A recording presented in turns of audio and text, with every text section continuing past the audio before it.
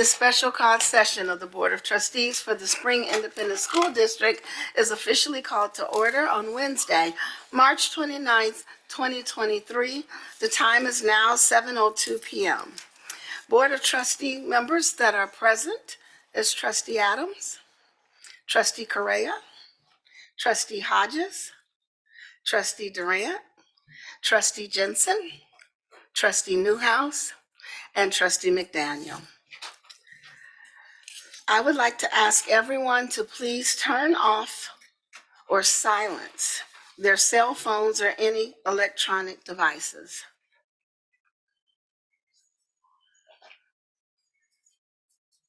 All right, our first agenda item tonight is agenda participation. This item allows members of the public an opportunity to speak on agenda topics before those items are considered by the board. Mr. Binkley, do we have anyone signed up to speak tonight on agenda participation? Yes, Madam President, we have 3 speakers tonight.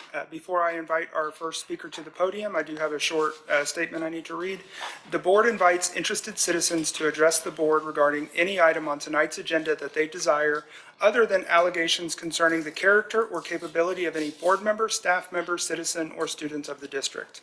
The board will listen and will not interrupt unless the person addressing the board infringes on the guidelines as stated previously or exceeds the time limit authorized for the presentation. In this case, each of you will have 3 minutes to present. Mr. Sheffer will keep time, which will be displayed on the monitors. The board will not debate nor respond to any question during agenda participation. The board will seriously consider your input when addressing the items on tonight's agenda. Also, according to law, it is a criminal offense for a person to obstruct, prevent, interfere with, or disrupt a lawfully called meeting through physical action or verbal utterance. Citizens are requested to supplement any oral address to the board with a written summary of their presentation and any recommendations they may wish to suggest. Thank you for your concern regarding our school district, and we will hear you now. Our first speaker tonight is Kendra Nunez.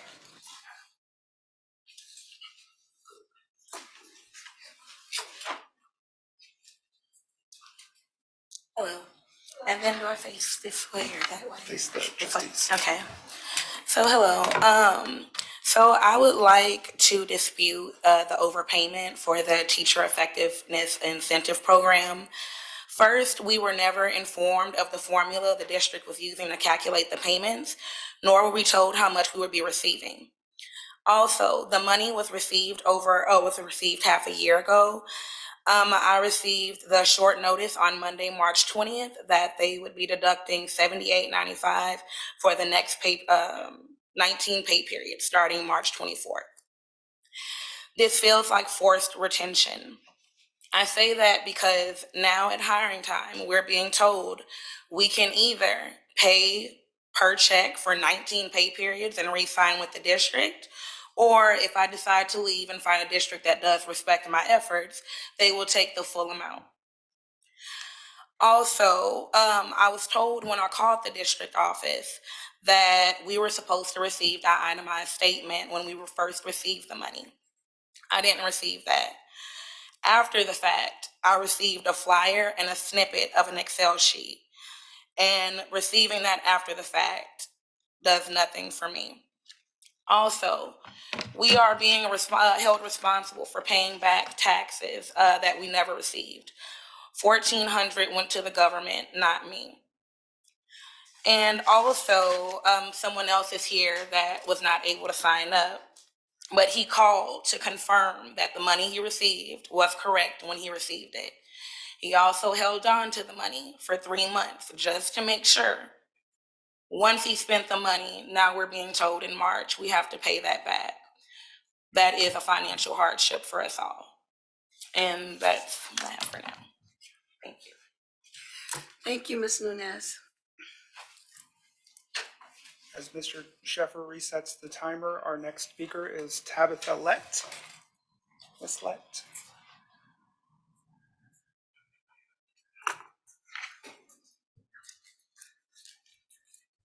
Hello. The year started off great with new initiatives and an incentivized staff due to the promise of spring rewards. Much of the morale that the rewards created was damaged irrevocably by the handling of it. On October 10th, many of us received less than a third of the 9,000 to 12,000 promised. As the second highest scoring school in the district, with test scores averaging 85% passing and 72% growth, we were baffled. We felt defrauded, as Spring Rewards was the reason why many of us stayed due to feelings of appreciation. So we inquired and received no response. Then several of my department received a notice of overpayment stating that amounts topping $1,000 would be garnished on 12/10 checks right before Christmas. I was one of those people. As the bonuses were not itemized, there was no way we could have known of overpayment. After several failed attempts to get in touch with someone, I was met with an extreme lack of compassion. The overpayment garnishment left me struggling to pay my mortgage, utilities, groceries, and medical care. Although this was not the first time, but the sixth, that the district's payroll had mishandled my compensation, the garnishment put a strain on my mental, physical, emotional, and financial health, as there was no way I could have known or prepared for such a hefty mistake. So you could imagine the toll it took when I received a notice that another wage garnishment will begin on March 25th due to overpayment a second time. Please understand that I did not receive any additional monies. This overpayment was overlooked from October 10th, and the notice was received on March 20th. Again, my inquiries have gone unheard. Even with the repeated mistakes, I have given my all to this district, staying late into the night, being available to students into the weekends, creating enrichment events, advocating for students and staff, you name it. All in the midst of the district's mistake, destroying my financial security repeatedly over the last 6 months. There are mistakes, and then there's gross negligence that, at the very least, shows an inconsideration towards the mental, emotional, and physical well-being of your staff, and at the most, feel like abject cruelty. But by March 20th, over half of my department have been negatively impacted by the overpayment, and all have decided not to return to Spring ISD. As a dedicated educator, I will continue to do my best to support my students, but I no longer believe that Spring ISD will do their best to support me. Thank you. Thank you. Our final speaker for tonight is Pavlo Chubinski. You'll approach the podium, please.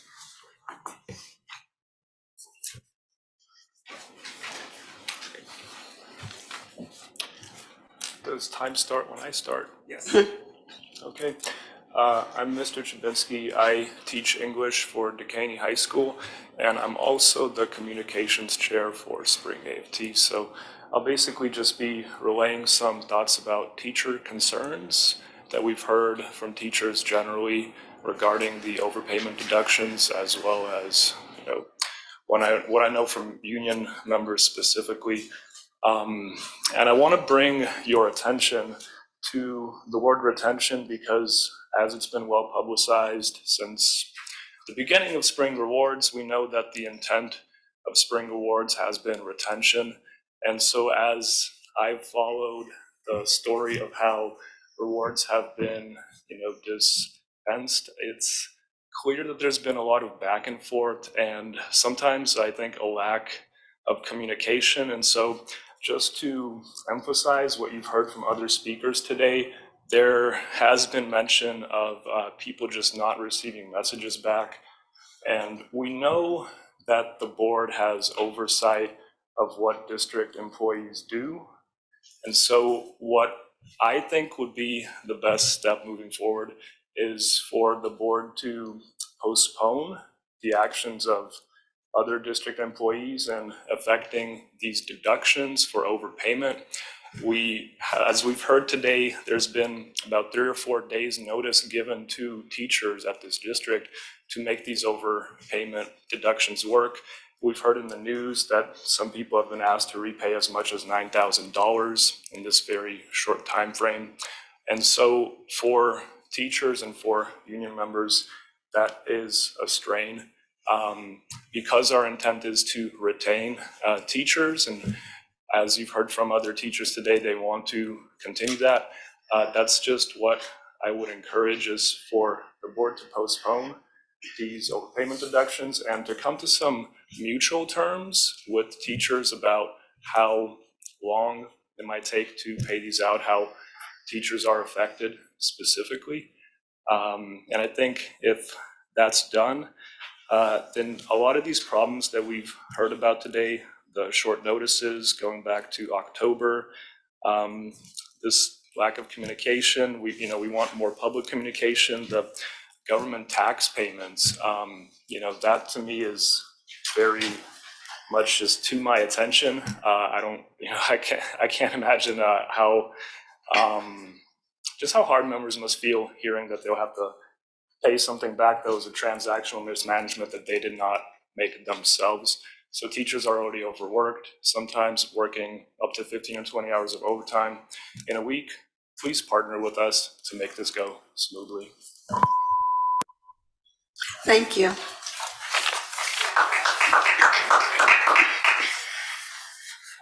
We have no further speakers tonight. Thank you, Mr. Binkley.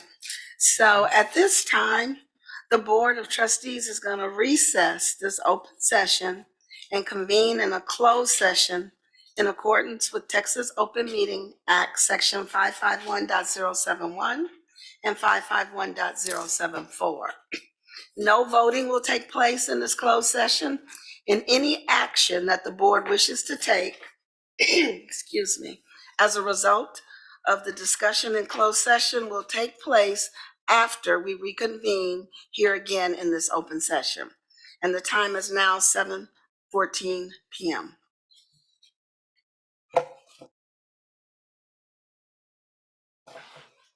We'll be back.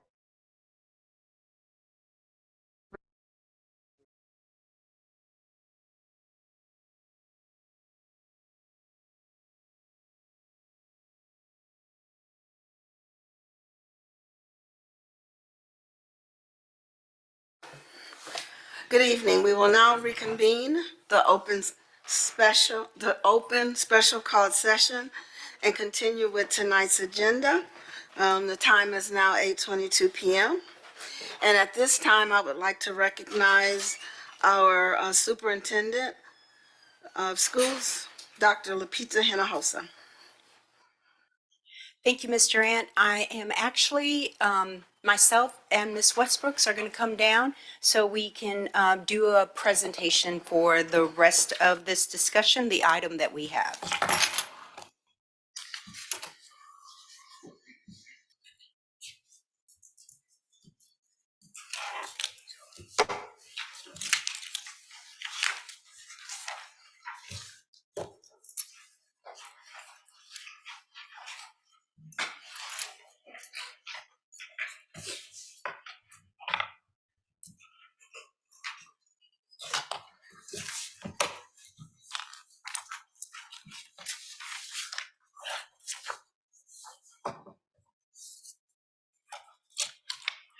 Mr. Ant and members of the board and our senior leadership team, as well as our guests that are here tonight. What we want to do tonight is to bring an update to our board on our 2022 Teacher Effectiveness, Retention, and Recruitment Incentive. We want to provide you an update. And so just want to always anchor our work in our district priorities. Of course, this incentive program touches each and every one of our priorities in order for us to stay focused on our North Star goal.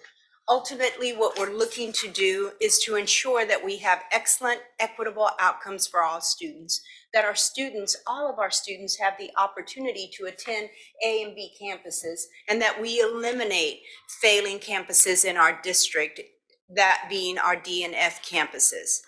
And so as we begin this presentation and this update, I want to make sure and I give the board just a full, comprehensive quick walkthrough through the timeline of what has gotten us here. What we, Ms. Westbrooks and I, will then do is go deep in each one of these sections. But just to provide you an overview, that back in May of 2022, the administration, working closely with our teams, listening to our staff, we brought forth a teacher effectiveness incentive and an employee recruitment and retention incentive. And we presented it to you, the board, and it was approved in May. In September, we began to collect data as needed in order for us to begin the implementation of the teacher effectiveness incentive. In October was when we actually did the payout. October 25th, we paid out 364 employees specifically on the teacher effectiveness incentive pay.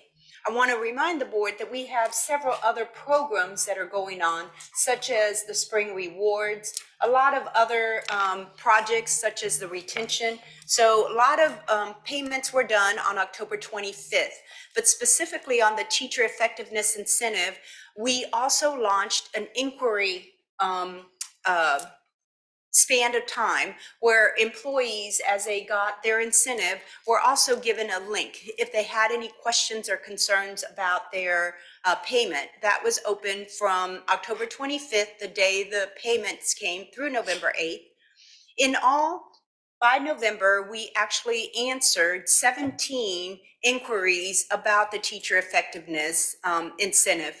We also at that time discovered and corrected some over and under payments.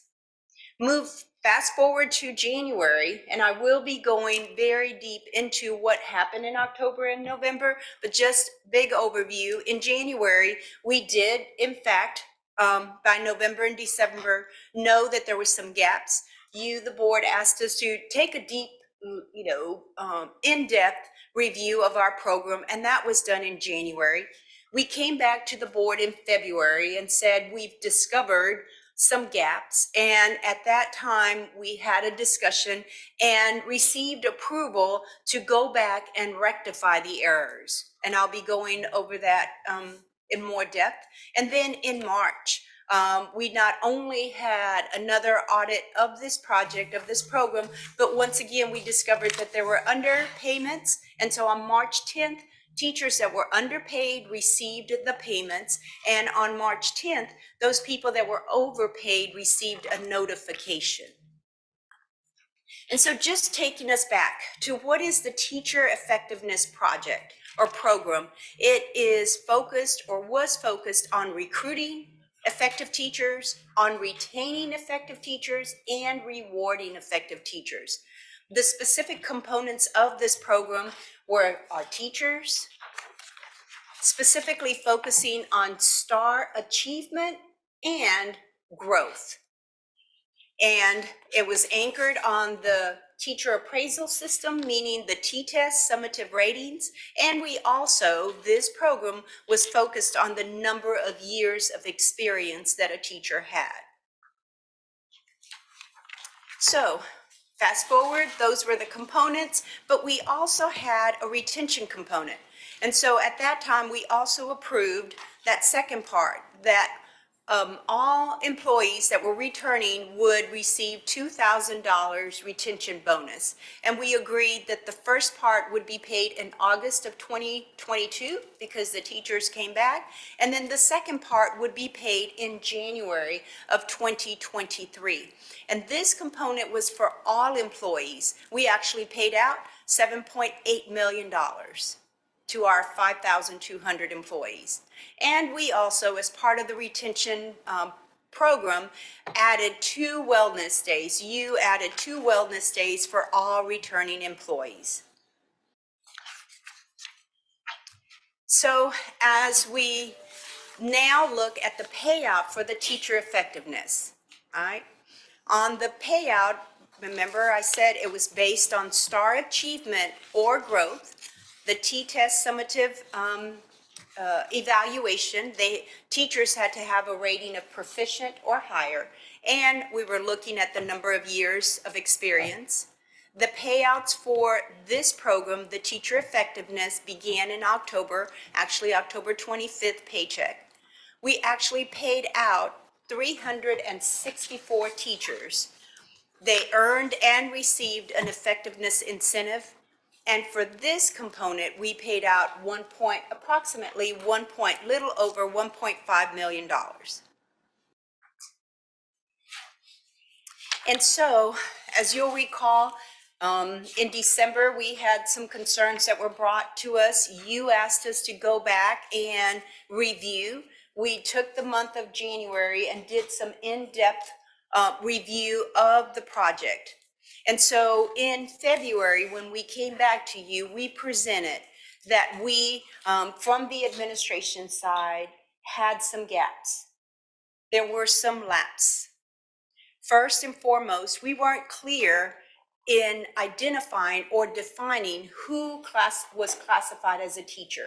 We have several employees that are in that capacity, but were not classified as teachers. So we failed to clearly define that.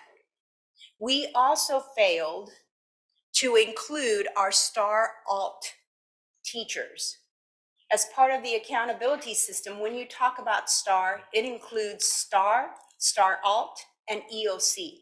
And we failed to include the STAR Alt teachers. We also failed to include the science and social studies teachers in this program. Science and social studies teachers do not have the opportunity to show growth because growth is shown from one year to the next, but they are able to show and meet achievement. And so we made the error where we did not include the science and social studies teachers. And we also failed to clearly delineate the data analysis methodology. We did not publish how this was going to be calculated. And specifically, we did not clearly define how many students a teacher had to have to qualify for the program. And so at the state level, normally it's 5 students. We didn't clearly define it. And then finally, we didn't clearly address the testing parameters. So in February, we came to you and said, after we've done our in-depth review, here are the gaps. Here are the missteps that we, the administration, had in the implementation of the teacher effectiveness program.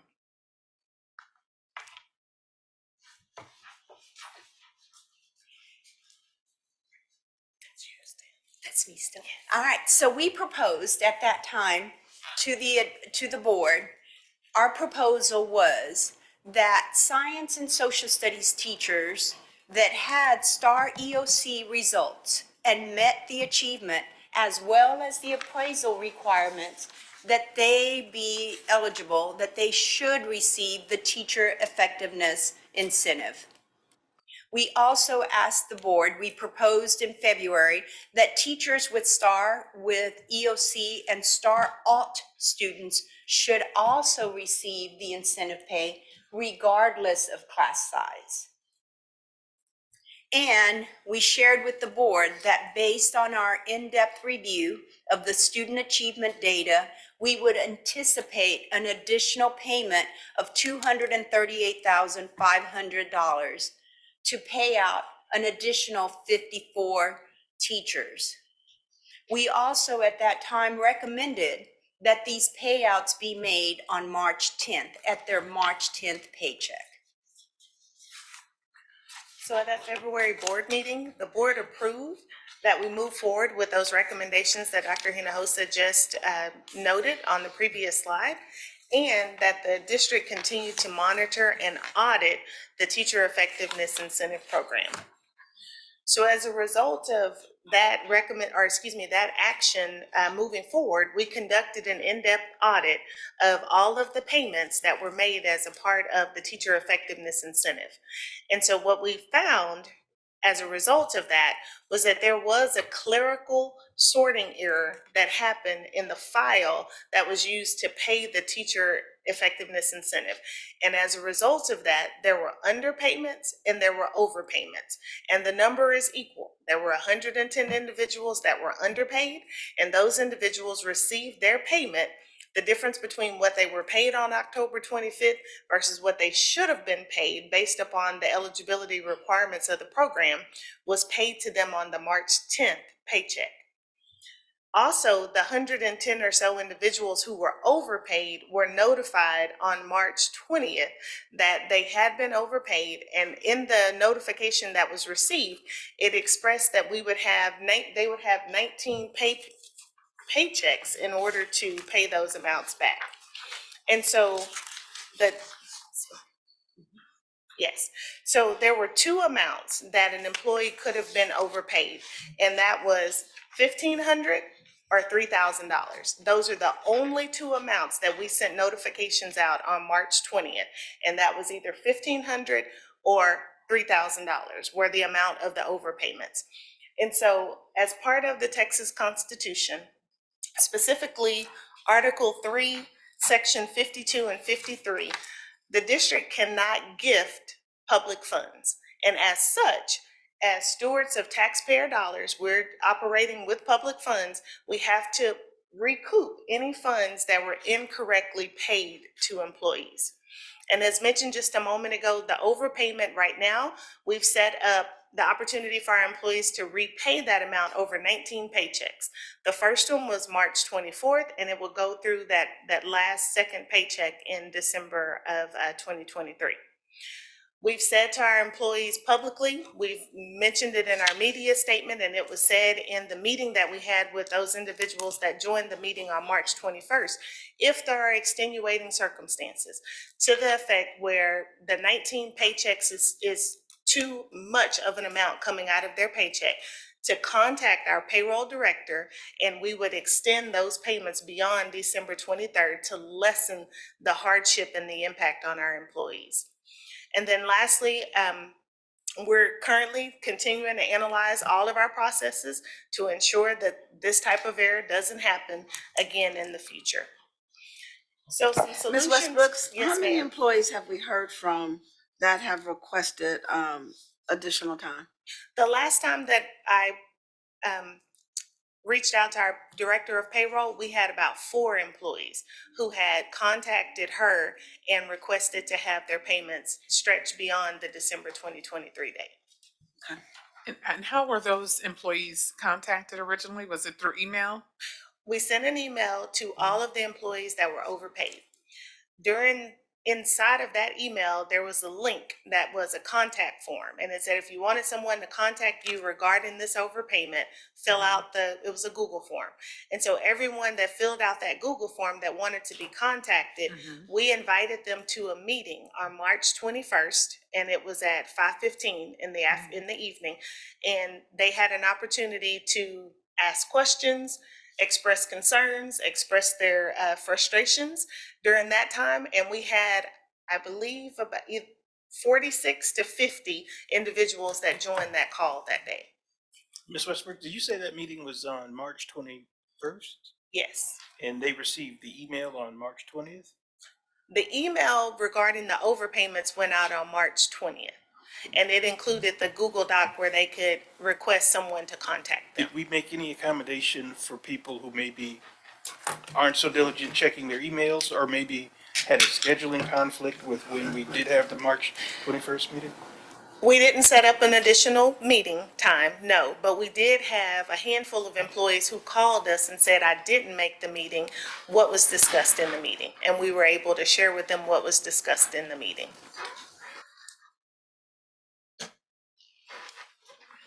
Has any additional meeting been set up to contact those that did not make the 5:15 Not at this deadline time. to reach? I'll interject there. There were, Dr. Hinojosa had plans to set up that second meeting, but from the request from the body, I asked that we have this meeting instead.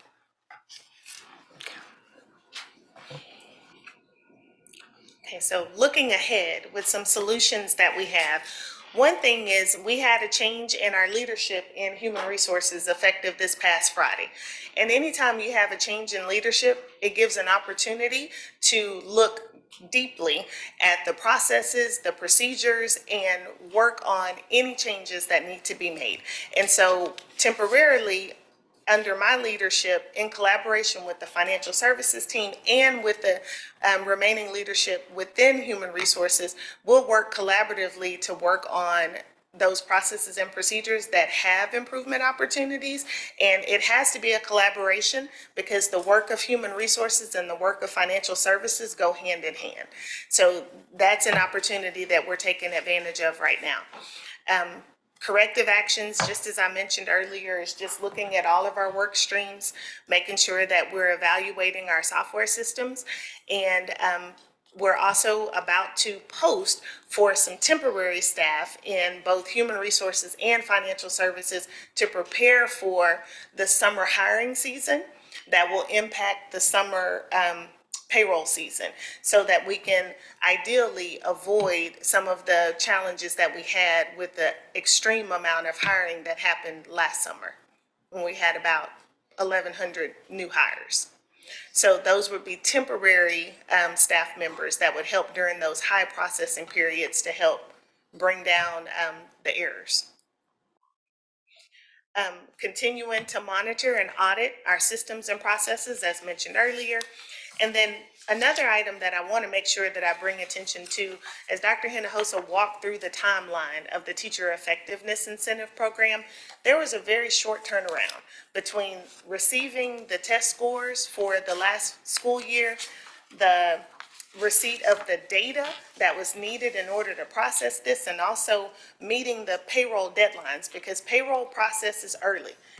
We get paid on October 25th. Typically, we're not running payroll on October 24th. We're running payroll 2 to 3 weeks ahead of time. It was an extremely compressed timeline to get all of this data together and reviewed. There's a reason why lots of incentive programs that you see at the state level and other areas are paid a year in arrears. And that's because it gives you time to pull the data and ensure the accuracy of the data and review the data before those payouts are made. And so in a way, that compressed timeline created some additional challenges. And so as we look forward to these programs that we're always extremely excited about offering to our employees, we also need to be very understanding and make sure that we're creating a reasonable timeline in order to do our due diligence and make sure that these payments are made in an accurate fashion.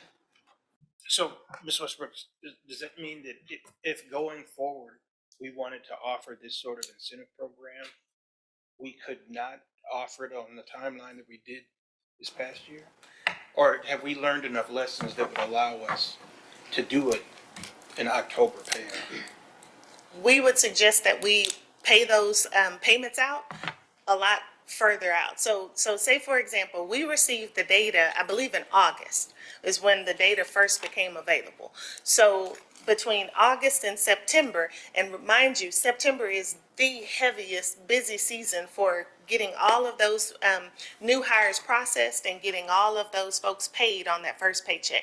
So that time period is not the time period to have a very large program such as this incentive program going on at the same time with the same staff. There was no new additional staff. There was no outside help that came in. This was all with existing staff. So if we were to do this same type of program going forward, we would try to push those payments probably into January or February, so that there's enough time to, again, do the due diligence and make sure that what we're doing, what we're processing is accurate and it's timely. So I think we got very excited and a bit overzealous with our timeline, and it set us up for some challenges.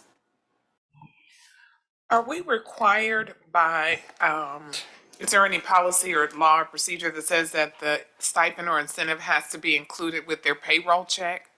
It could not have been just an additional check? It could have been. Okay. It could have been, but the timing would have been just as challenging. So ideally, we do want to put their incentive pays on a regular paycheck, because technically there's IRS implications if you pay outside of your regular payroll cycle. But if your question is, could we could have, yes. But if you had done it in October or even in November, we still would have been dealing with a compressed timeline.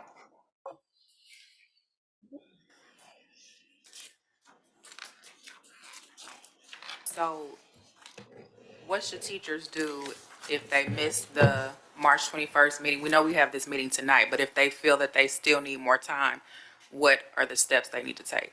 still need more time with paying, To repay, yes. they can reach out to our Director of Payroll, who is Yvette Washington, and her email address is ahamm@springisd.org. And it's available on the website as well.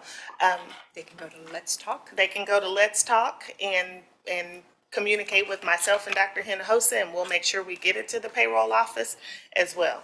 So the opportunity is still there. If there's additional time that's needed, we need to stretch the payment out, the opportunity is still there. Thank you. Also know we had a conversation around safe loans. Can we speak to that a little bit?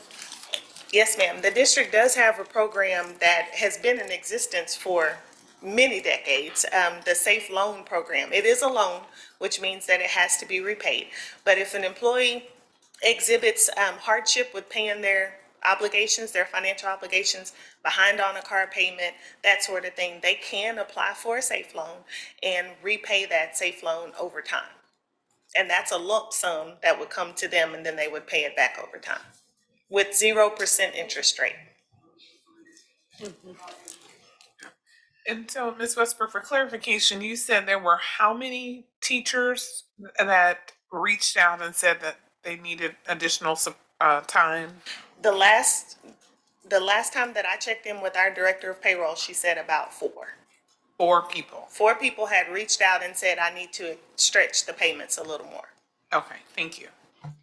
So I want to be clear, because I'm still a little fuzzy. What is the distinction between the teacher incentive program and spring rewards? How are they different?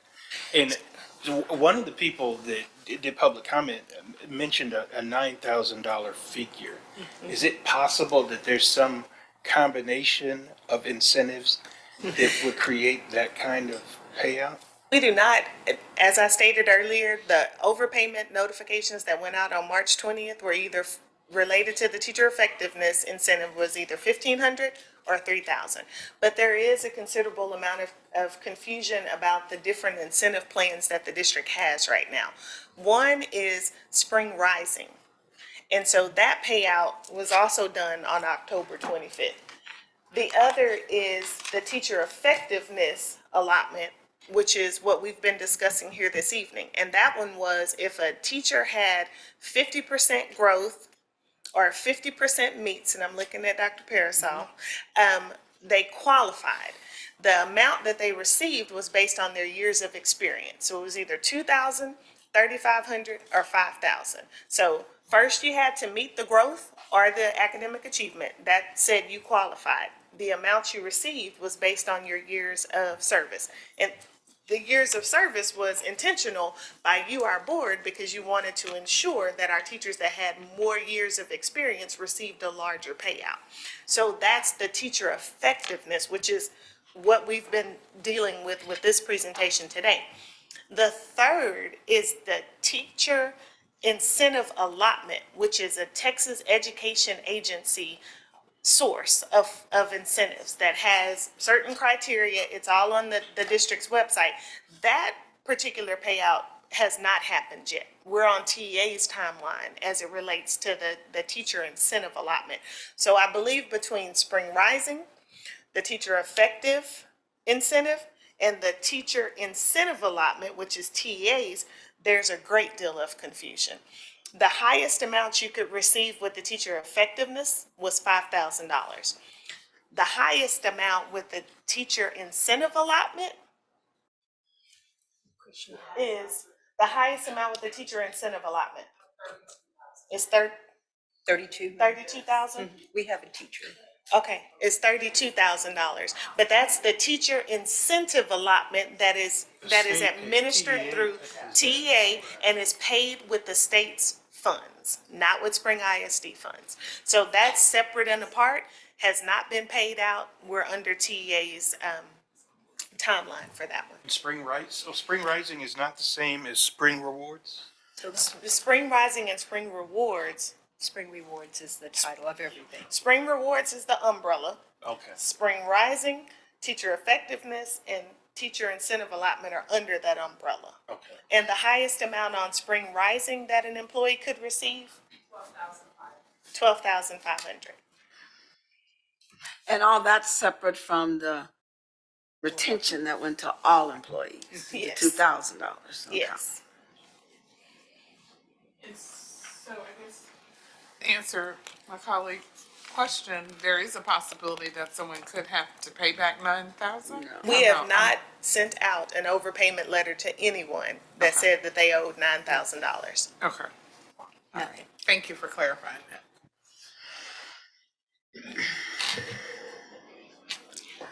So I just know, we are, as a body, elected officials and have an obligation to the community who elected us to make sure that we're good stewards of their money, and that we are being fiducially responsible with that, which is why we wanted an opportunity to have this dialogue, have a thorough understanding end to end what occurred and what our alternatives are.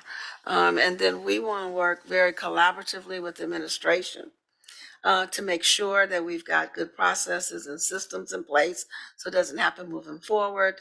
Make sure that just like we're all human and people make mistakes, we want to make sure we're extending grace to our teachers in that effort as they continue to reimburse that money, to make sure that we are extending grace, to make sure that we lessen any hardship that they may have, And I really want to thank you guys for making that offer and opportunity.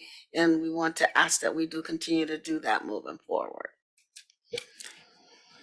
I just wanted to add that there is nobody in this room that I know of who is overprivileged in their background and doesn't appreciate how really devastating a reduction of $150 out of your paycheck could be.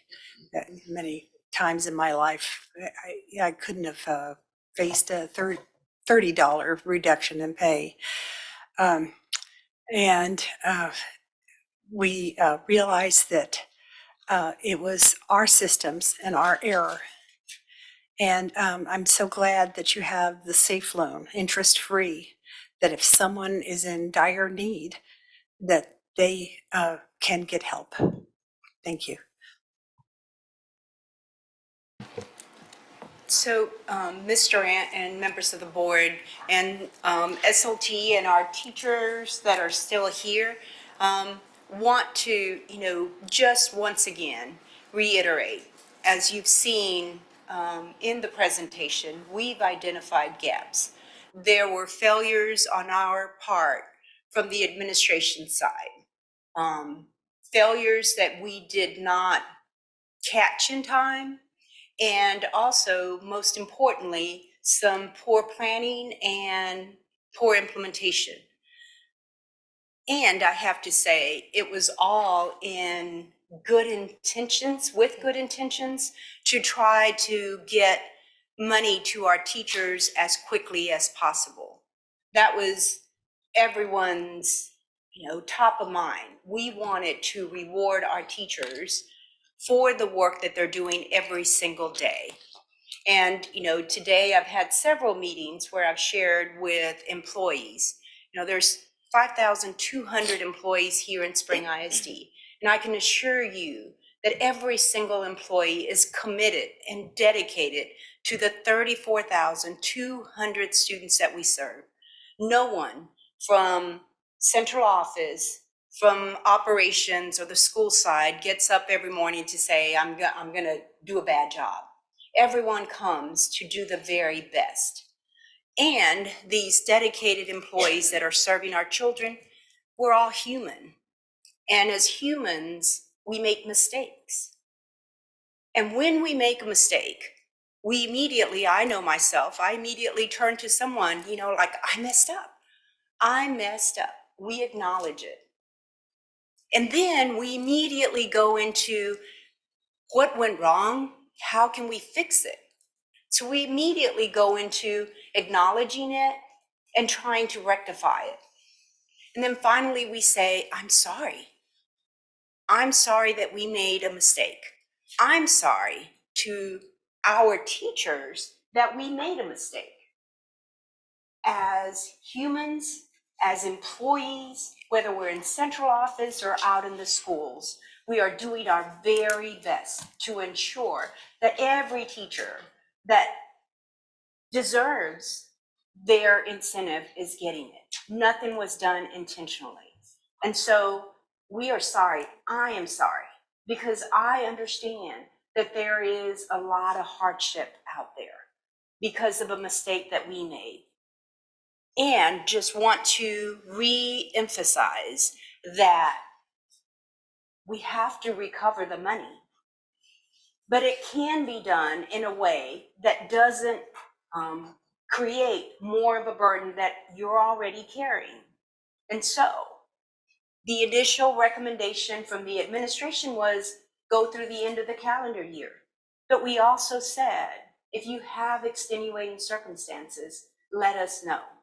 Because at the end of the day, we all exist for one reason and one reason only, to be here to support our students. And so we want to ensure every single employee knows that we are dedicated to making sure that we rectify all errors. And we will continue to work diligently, both in the HR department, in the payroll department, and district-wide, to get it right, so that we can continue to recognize our employees because they're doing the very best.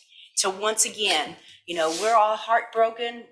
I'm heartbroken that Spring ISD was on the news with inaccurate information. It was inaccurate. But at the end of the day, we own it, I own it, and I will work tirelessly to correct that. And most importantly, to support all employees, because all employees are dedicated employees to Spring ISD. So I apologize to the board for you having to go through this. I apologize to our teachers for them having to go through it. And I apologize to our central office staff that have worked diligently and are going through a very difficult time. I promise to do better to ensure that we get it right. Thank you. Thank you, Dr. Hinojosa. I'd like to maybe touch on a couple of things. I know you accepted the resignation of our Chief in Human Resources, and Friday was the last day. Where are we with the posting?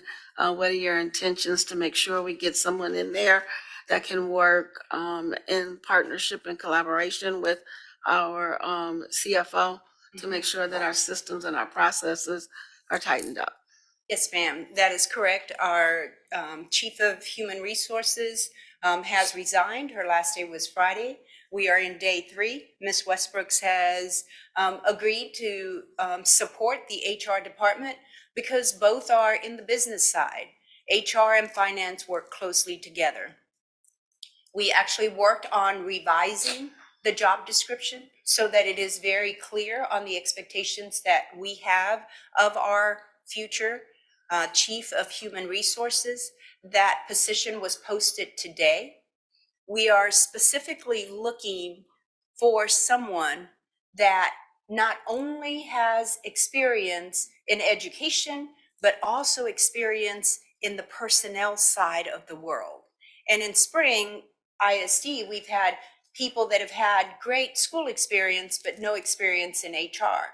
Or we've had people here that have had experience in HR, but didn't understand the school system. So we posted the position. We will do a national search where we can post in their professional journals to where we can attract an individual that knows education and knows personnel. The team we will assemble and go through the process of, what are the skills that we're looking for and what are the qualities, because those are two different things. So we'll go through an intense search and bring back to the board a recommendation for a future chief of HR. And then the other question I had, I know Ms. Westbrooks indicated during certain times of the year, we will be bringing in temporary employees to help with the workload. But from a staffing perspective, can we take a look at, or do you feel that that department is staffed appropriately? or are there changes or additional staff that's needed? And so it'll take a little time to really get an understanding of what exactly we're looking at. Prior to the summer of 2022, I would have said that we were adequately staffed. However, if this is our new norm, if our new normal is that we're hiring 1,000 employees in the summer, the staff that we have in human resources and financial services will not do. We will have to have more staff that is in those two departments, because a normal summer was around 350 to 400 new hires. So as you can see, that's almost 3 times or more, in some cases 3 times how many new hires we typically would have processed in the summer. So hopefully 2022 was an anomaly. We're staffing up with temporary employees this year to give them an opportunity to train them up before we get into that heavy hiring season and the heavy processing season.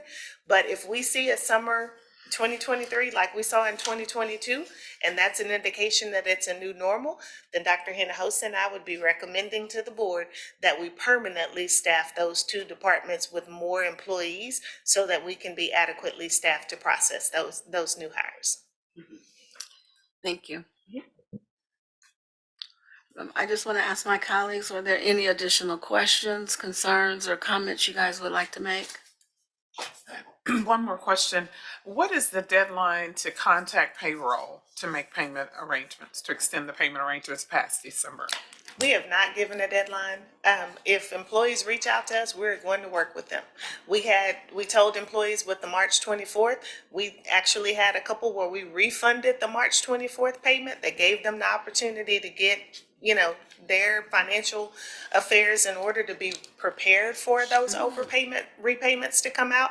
So there's no deadline. Now, the only thing is, like I mentioned earlier, we do process payroll ahead of schedule. So it depends on when you contact us as to when it can take place, but we will work with you. So with that being said, that may be something that needs to be communicated, because I do recall receiving some feedback from someone in the community that mentioned they knew this a few weeks ago. Why didn't they tell us? But in actuality, that's not the case. So because of the way that payroll is done. So I think we definitely need to probably look at setting a deadline and communicating that deadline to prevent any more upsets. And because I would hate for someone to call on Monday thinking that it's something that can be turned around by Friday if payroll's already been processed. It's not fair to you, to your team either, Thank you. Thank you.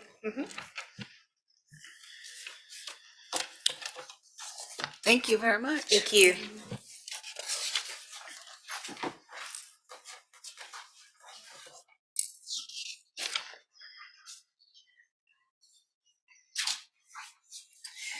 So now I'd like to address any items that was discussed during closed session.